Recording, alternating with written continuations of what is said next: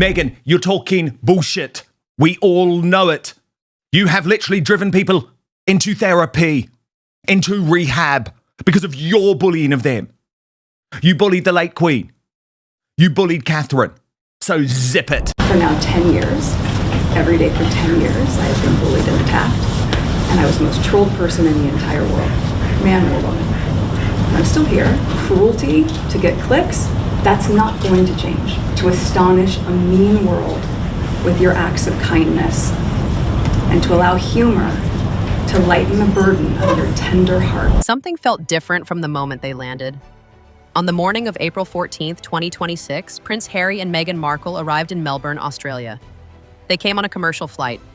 They were met with motorcades. And within hours of setting foot on Australian soil, they were inside the Royal Children's Hospital, greeting sick children, posing for photographs with young patients receiving treatment, meeting families whose lives are defined by a kind of uncertainty that no amount of money or security or global fame can touch. The images were warm. The images circulated immediately. And the reaction to those images was among the most divided that any single day of their public life has ever produced. Because here's the thing about Australia and Harry and Meghan in April 2026. You could feel it before they even arrived. That specific buzzing energy that settles into a place when a story is coming, and the place already knows what it thinks about the story. The sense that the welcome mat, to the extent there was one, had been placed with considerable ambivalence by a significant portion of the people whose taxes were now funding the police operation keeping the couple safe.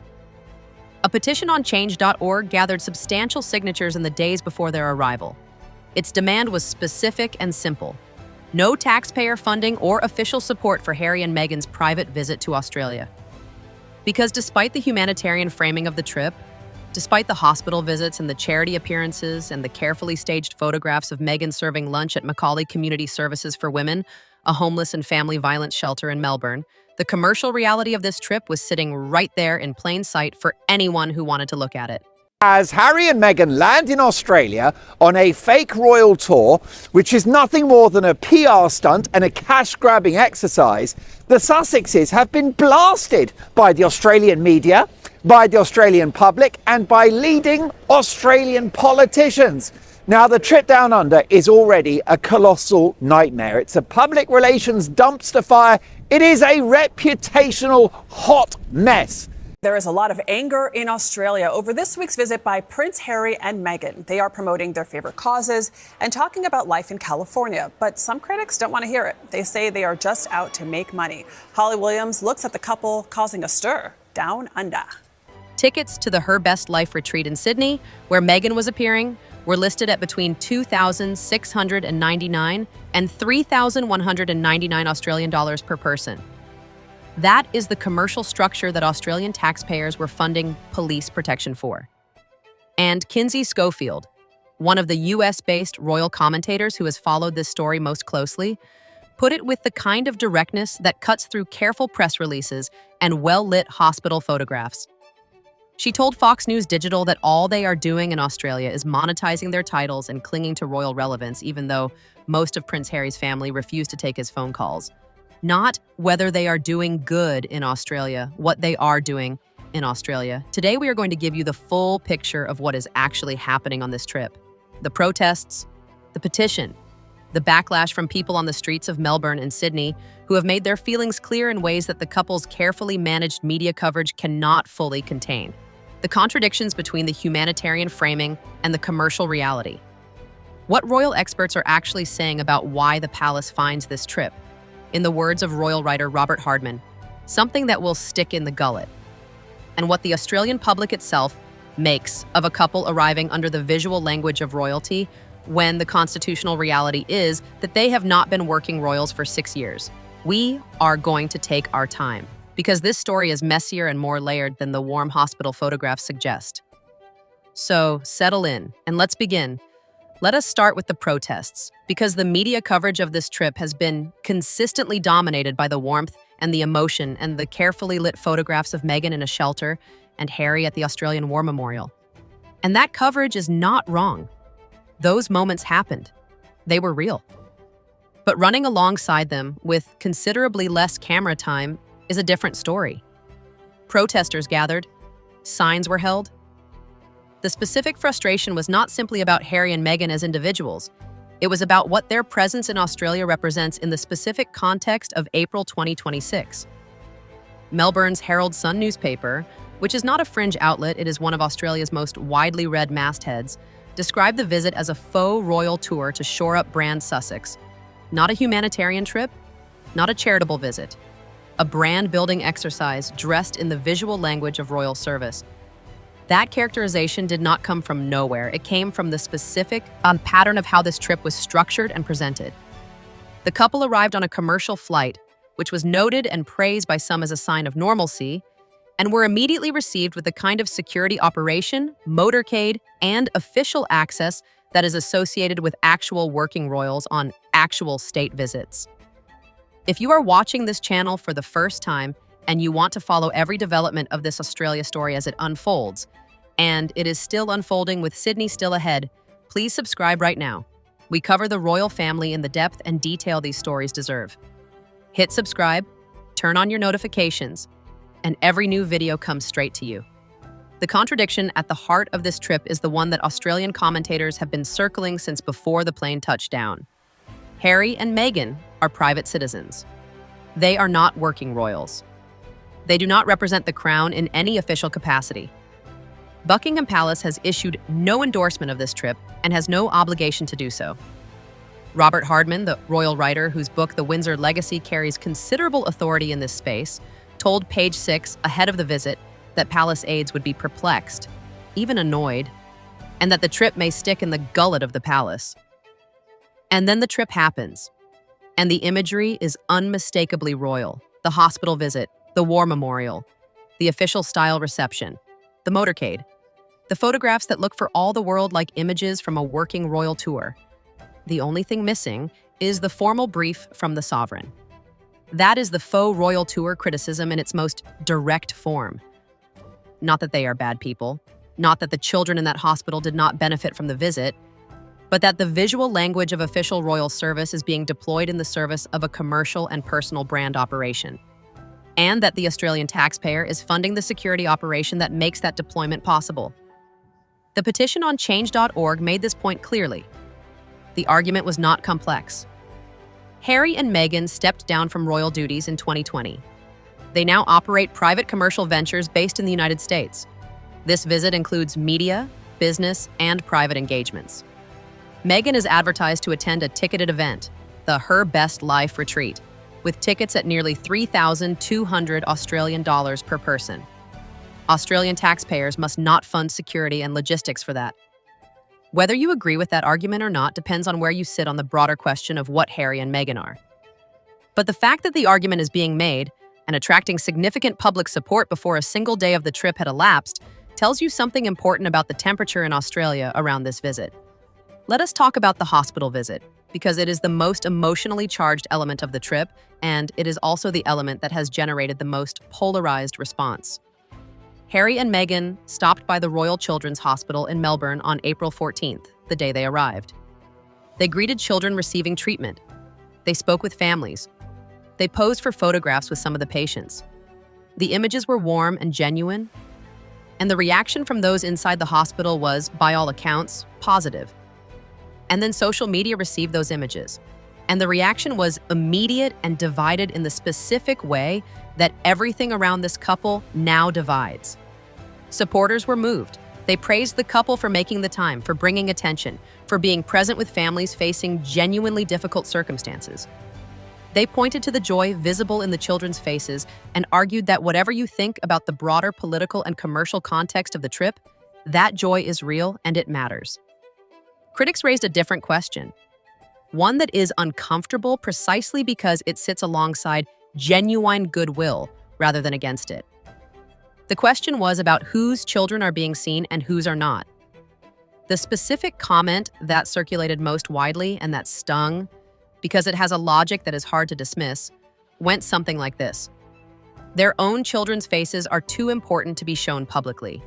But these children in a hospital are fine to be used as props. That is a harsh framing. It is also a framing that the couple's own decisions about the public visibility of Archie and Lilibet make it difficult to entirely deflect. The privacy they have demanded for their own children, and which they are entirely entitled to demand, sits in a specific tension with the visibility they chose to create around other people's children, in a hospital, on the first day of a trip that is simultaneously a commercial enterprise. Let us take a brief pause here. We are at the midpoint of this story, and the section ahead covers the Canberra dimension of the trip, what happened at the Australian War Memorial, the security cost debate, and what the full picture of the Australia trip tells us about where Harry and Meghan are in 2026. If you know someone who is following this story and would want to have it explained properly, please share this video with them now. It takes just a moment. Thank you. Let us talk about Canberra. Because the War Memorial engagement is the one that produced a specific and deeply uncomfortable accusation. One that is attributed to a former politician speaking in Sydney, and that has been circulating in commentary around the trip ever since. The claim is that when Harry toured an upgraded war memorial in Australia, there were questions from within his camp about whether an appearance fee would be involved. That claim has not been independently confirmed. It is a second-hand account from a political source speaking to media, and it deserves to be treated with the caution that such accounts require. But the fact that it is circulating, that it landed in public discourse and is being repeated and debated, is itself significant, because it fits a pattern that critics of this trip have been pointing to consistently. The pattern is this: every emotionally resonant engagement on this trip exists alongside a commercial structure. The hospital visit alongside the ticketed wellness retreat, the war memorial alongside the paid speaking engagement, the homeless shelter alongside the sponsorship arrangements. The humanitarian framing and the commercial reality are not separate tracks. They are the same track. And in a country where people are being asked to fund the security operation that makes the humanitarian framing possible, while simultaneously being asked to pay 2,699 Australian dollars to sit in a room with Meghan at her best life, that dual structure is the thing that the Australian public is finding hardest to absorb. Kinsey Schofield's characterization of the trip, monetizing their titles and clinging to royal relevance, captures this precisely. The relevant word is monetizing, not visiting, not serving, not contributing, monetizing. The act of extracting commercial value from an asset. The asset in this case being the combination of royal title, royal adjacent visual language, and the access to emotional settings that the Royal Association enables. Royal commentator Helena Chard, also speaking to Fox News Digital, echoed the assessment. She described the trip's purpose as being about looking like royals because the world has rejected Harry and Meghan as reality stars and podcasters, and their relevance remains through their proximity to the British royal family. That is a specific and serious claim.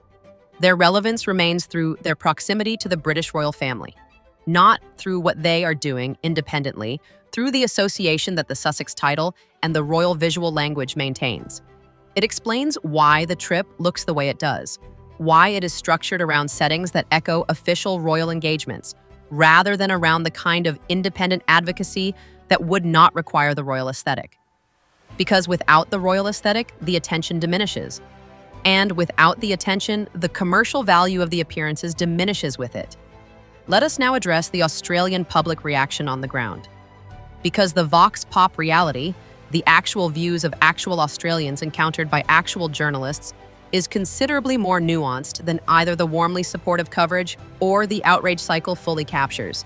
When you ask Australians on the street what they think about Harry and Meghan's visit, the most common reaction is not rage.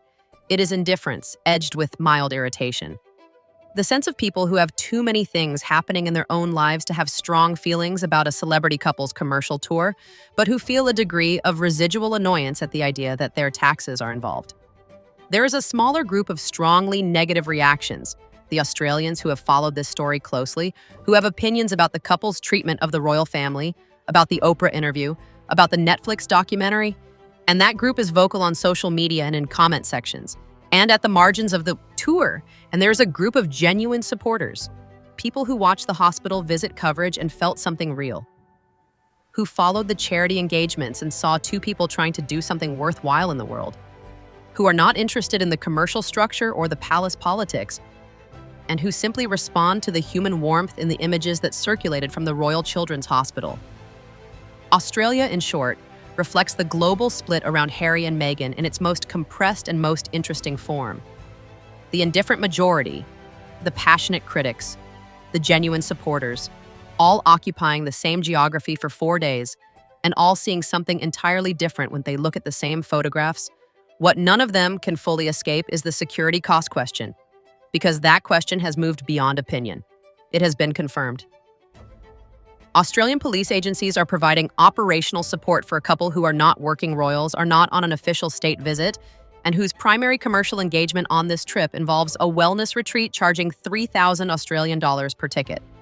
The petition's argument, thus, that this is not something Australian taxpayers should be funding, is not going away. It is gaining signatures. It is being raised in media commentary. And it is the specific version of the broader criticism that is hardest to answer, because the answer cannot be the humanitarian framing. The humanitarian framing is for the hospital visits and the shelter lunches.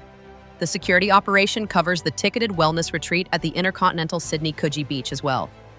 Let us end where this story finds its deepest tension. There is a version of this trip that is genuinely moving. Two people using their global platform to draw attention to sick children and homeless women and wounded veterans. Using access that their names and their history provide to bring visibility to causes that need it. Doing good in the most unambiguous sense of that phrase, in rooms where good things are happening and where their presence amplifies the visibility of those things. That version is real. The hospital visit was real. The shelter lunch was real. The war memorial engagement was real. And the people in those rooms who were moved by the couple's presence were not wrong to be moved. And then there is the other version, the one that Melbourne's Herald's son named directly, the Faux royal tour to shore up Brand Sussex, the version where every humanitarian engagement is also a commercial asset, where every hospital photograph is also a brand building image, where the security that Australian taxpayers are funding is covering not just the charity work, but the $3,000 wellness retreat, where the royal aesthetic is being deployed not in service of the crown, but in service of a Montecito-based commercial operation that needs the crown's visual language to maintain its market value. Both of these versions are real. They are not incompatible. They are happening simultaneously. And the Australian public, the indifferent, the angry, the moved, the critical, is watching both of them at the same time and arriving at different conclusions about which one is the real story.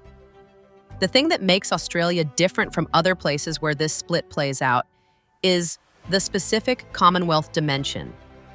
Australia is a country where King Charles is head of state, where official royal visits carry genuine constitutional weight, where the visual language of royal service is understood and recognized by the public in a specific and informed way. When that visual language is deployed by two people who are not working royals, who have not been working royals for 6 years, who are simultaneously appearing at a wellness retreat with $3,000 tickets. The Australian public's ability to identify the gap between the aesthetics and the reality is sharper than it would be anywhere else. That is why the protests happened. That is why the petition circulated. That is why the Herald Sun used the words faux royal tour. Not because Australians are uniquely hostile to Harry and Meghan, because Australians know what a royal tour looks like. And they know this is not one. Whether the couple's next moves on this trip manage to shift that perception is the question that will define what the Australia chapter of the Sussex story ultimately means. The Sydney leg is still ahead. The Her Best Life retreat is still ahead. The conclusions are still forming. What is not forming, Sabah, what is already concluded, Ba, is that this trip landed in a country that was watching carefully, and what it saw was not simple. Thank you so much for watching today all the way to the end. This is a story that is still actively unfolding, and we are going to keep covering it as each new development arrives. Before you go, please leave a comment below and tell us what you think about the core question at the heart of this trip. Is the combination of humanitarian engagement and commercial activity on the same tour something that can coexist honestly, or does the commercial reality undermine the humanitarian framing? We read every comment, and this community thinks through these questions more carefully than almost anywhere else. And if you are not yet subscribed, please do it now. Click subscribe, turn on your notifications, and we will see you in the next one. Thank you. We will see you soon.